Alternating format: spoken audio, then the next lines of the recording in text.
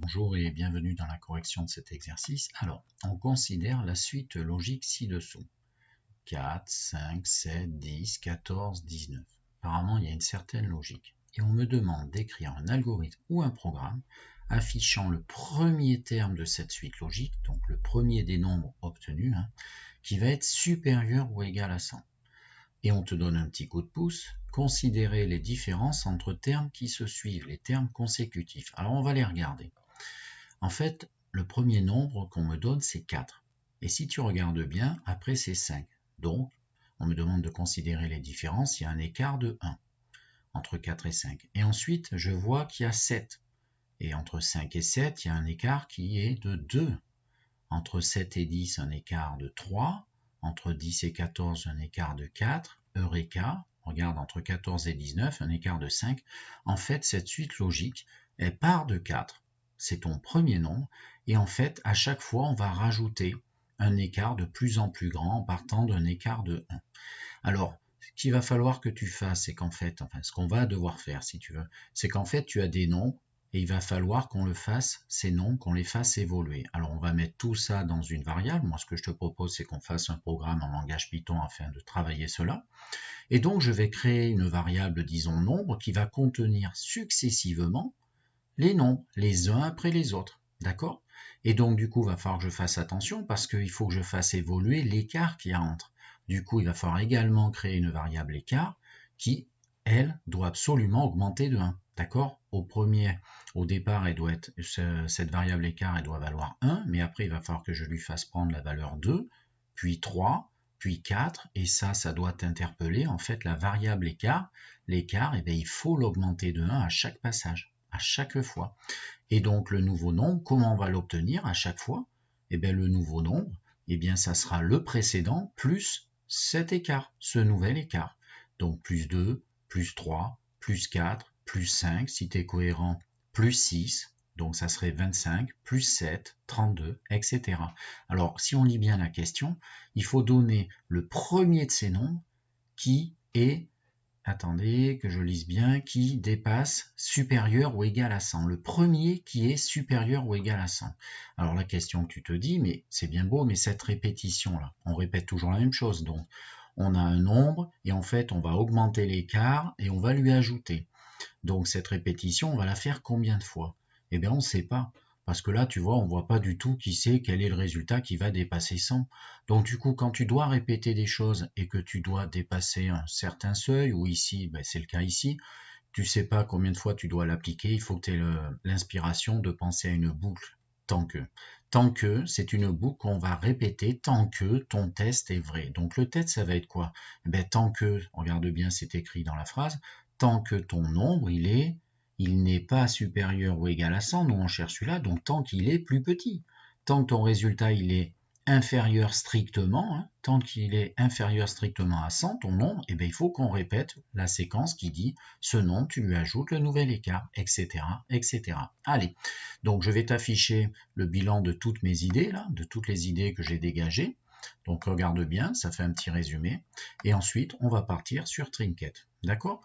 Donc voilà, tout ce qu'on a dit, je viens de te l'écrire ici, en te faisant remarquer les petits écarts qui évoluent suivant là où on est. La petite idée du bilan, on doit augmenter l'écart de 1 à chaque fois, c'est une écriture classique en langage Python ou en algorithme qui s'écrit nouvelle valeur de l'écart égale ancienne valeur de l'écart plus 1. Et puis le nouveau nombre, il va y avoir une formule de calcul qui va être le précédent plus l'écart. Voilà. Allez, on part sur Trinket. Alors, la première chose à faire, c'est d'initialiser les valeurs. Comme mon nombre, c'est nombre, tu sais quoi? Je vais l'écrire nombre, je vais l'appeler nombre. Quel est le premier nombre? Je vais lui donner la valeur 4. Rappelle-toi, c'est 4. L'écart numéro 1. Alors l'écart, je te rappelle, dans les variables, on ne met pas d'accentuation. L'écart, je vais le créer de valeur 1. C'était le premier écart. Et alors, comme je dois répéter à chaque fois certaines instructions, il faut que je crée une boucle tant que. Donc while. Et donc, tant que quoi? Tant que ton nombre. Donc tu peux faire un copier-coller pour être sûr de ne pas faire de faute de frappe. CTRL-C, CTRL-V. Tant que mon nombre il est strictement plus petit que 100, alors, 2 points, à la ligne, qu'est-ce que je fais? Alors, Et bien, c'est quoi le nombre que je dois calculer? Ben, le nouveau nombre, c'est quoi? Le nouveau nombre, c'est le précédent qui est rentré. En fait, c'est la même variable, hein, donc je peux réécrire copier-coller d'ailleurs. C'est l'ancien nombre, plus l'écart. Je vais sélectionner écart, CTRL-C, CTRL-V. Alors déjà, à cette étape, tu comprends bien que si tu regardes mon laser, eh bien le nombre qui rentre, c'est 4. Est-ce qu'il est plus petit que 100? Oui, il est encore plus petit que 100. Donc, ce 4 plus cet écart qui vaut du coup valeur précédente et la dernière que possède la machine 1, ça donne 5, qui est ta nouvelle valeur du nombre. Mais il faut qu'on fasse attention, parce qu'en fait, on doit également faire évoluer ici l'écart. Donc, il faut absolument que j'écrive une ligne écart, et donc en mettant ce que je t'ai dit tout à l'heure, l'écart, il faut l'augmenter de 1. Donc ça s'écrit écart égale écart précédent, mais plus 1. Et donc si on le fait comme ça de tête, ici on a dit que le nouveau nombre c'est 5, et l'ancien écart plus 1, c'est-à-dire 1 plus 1, 2, devient le nouvel écart. Donc la variable écart va contenir à ce moment-là la valeur 2. On réitère, ça fait donc 5, est-ce qu'il est plus petit que 100? Oui. Donc 5 plus l'écart que contient la machine à ce moment-là, c'est-à-dire le 2, 5 plus 2 te donne ton nouveau nombre, 7.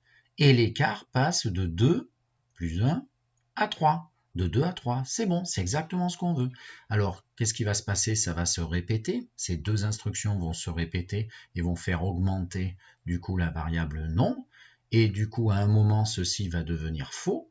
Ça veut dire que ton nombre, dans la variable nombre, tu as eu le contraire de ceci, c'est-à-dire tu as eu supérieur ou égal à 100. C'est ce que tu veux. Donc, il suffit de faire afficher maintenant, attention, tu sors de la boucle. Donc, à la fin, on va faire afficher ce qu'il y a dans la variable nombre. Voilà, tout simplement. Donc, variable nombre, je la sélectionne et je la fais afficher. La dernière valeur qui est dans la variable nombre. Voilà. Alors, ce que je te propose, on va le faire tourner en haut à gauche. Et ça affiche 109. Alors bien sûr, tu te dis, ouais, c'est bien beau, comment faire confiance? Alors tu sais ce qu'on va faire, je vais rajouter une petite ligne d'écriture. Je vais faire afficher à chaque fois, ici, la valeur de nombre. Et l'accord, ça va s'afficher dans la boucle. Donc là, je vais voir, ça me permet de voir toutes les étapes. C'est moi qui le rajoute, hein, c'est juste pour qu'on puisse bien comprendre et être sûr de nous. Alors c'est parti, je fais tourner ceci, regarde à droite.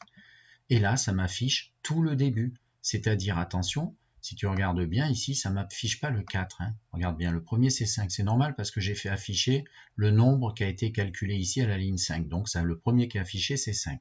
Et donc on retrouve bien ma suite logique. 5, 7, 10, 14, 19, 25, tu vois. Ça semble bon. Et à la fin, je vois il y a 109 deux fois. Mais en fait, le 109 d'ici, c'est celui-là.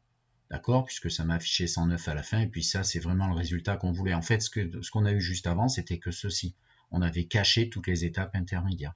Voilà ce qui clôture cet exercice. Au revoir.